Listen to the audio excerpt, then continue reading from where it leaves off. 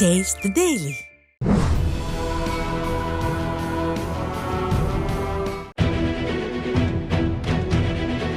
தஞ்சை மாவட்டம் பட்டுக்கோட்டை அருகே உதயசூரியபுரத்தில் பாஜக பெண் நிர்வாகி சரண்யா நடு ரோட்டில் தலை துண்டித்து கொலை செய்யப்பட்டிருக்கிறார். சமூக வலைதளங்கள் முழுக்க இது பேசுபொருளானதும் இது தனிப்பட்ட விரோதத்தால் நடந்த கொலை என்று காவல்துறை தகவல் தெரிவிக்கிறது. இது அரசியல் கொலையோ தனிப்பட்ட விரோத கொலையோ, ஒரு பெண் தனியாக நடந்து செல்லும் போது வெட்டி சாய்த்து தலை துண்டிக்கப்பட்ட நிகழ்வை என்னவென்று சொல்வது? இப்படியான செயல்களை செய்யும் தைரியம் எங்கிருந்து வந்தது? இதை பார்த்தால் சட்டம் ஒழுங்கு லட்சணம் இதுதானா என்று பெண்கள் கேள்வி கேட்கத்தானே செய்வார்கள். இது இப்படி என்றால், புதுக்கோட்டை மாவட்டம் வடிகாட்டில் இருவேறு சமூகத்தைச் சேர்ந்தவர்களுக்கிடையே ஏற்பட்ட மோதலில் பல வீடுகளுக்கு தீ வைக்கப்பட்டதோடு வாகனங்கள் கொளுத்தப்பட்டிருக்கிறது. பேருந்து கண்ணாடிகள் உடைக்கப்பட்டிருக்கிறது. மேலும் 5 பேருக்கு அரிவாள் வெட்டும் விழுந்திருக்கிறது.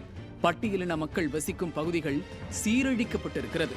இந்த செய்தியும் சமூக வலைத்தளங்களில் கசிந்து திருவிழா பிரச்சனை என்று செய்தி பரவ, உடனே இது போதையால் வந்த தகராறு, பெட்ரோல் பங்கில் ஏற்பட்ட தகராறு என்று பூசி மூழ்கி கொண்டிருக்கிறது இந்த அரசாங்கம்.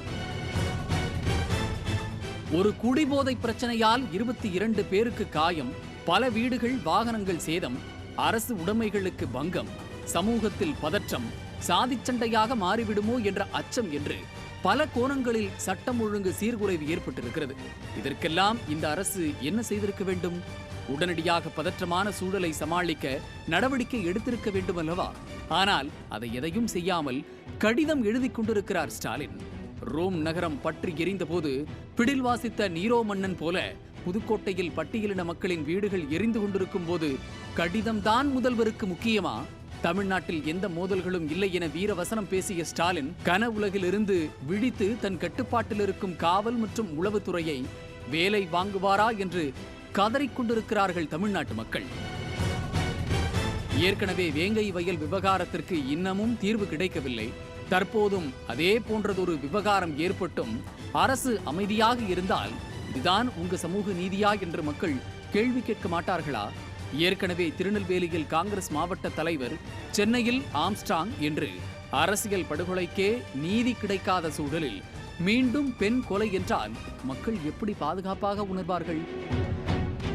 நாளையோடு ஸ்டாலின் தலைமையிலான திமுக அரசு பொறுப்பேற்று 4 ஆண்டுகள் ஆகின்றன. இந்த ஸ்டாலின் மாடல் ஆட்சியில் சராசரி நாள் எப்படி இருக்கிறது என்பதற்கு இன்றைய ஒரு நாளின் செய்திகளே சாட்சி. ஒவ்வொரு நாளும் இப்படி கொலைகளுக்கும் கலவரங்களுக்கும் சமூக அவலங்களுக்கும் இடையில்தான் நாம் வாழ்கிறோம்.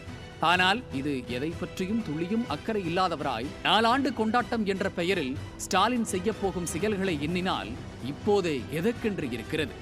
எனது ஆட்சியில் பெரிய சட்டம் ஒழுங்கு பிரச்சனைகள் நடக்கவில்லை என்று சட்டப்பேரவையில் சொன்னவர் இதையெல்லாம் சட்டம் ஒழுங்கு பிரச்சனைகளாக கருதவே இல்லை என்றே தோன்றுகிறது.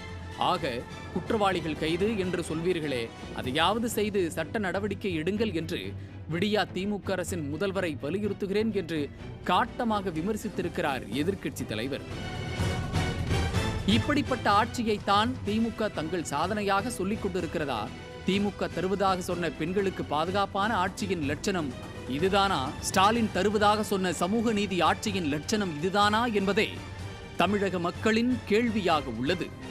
நியூஸ் ஜே செய்திகளுக்காக இணை ஆசிரியர் மனோஜ்குமார் கோபாலன்.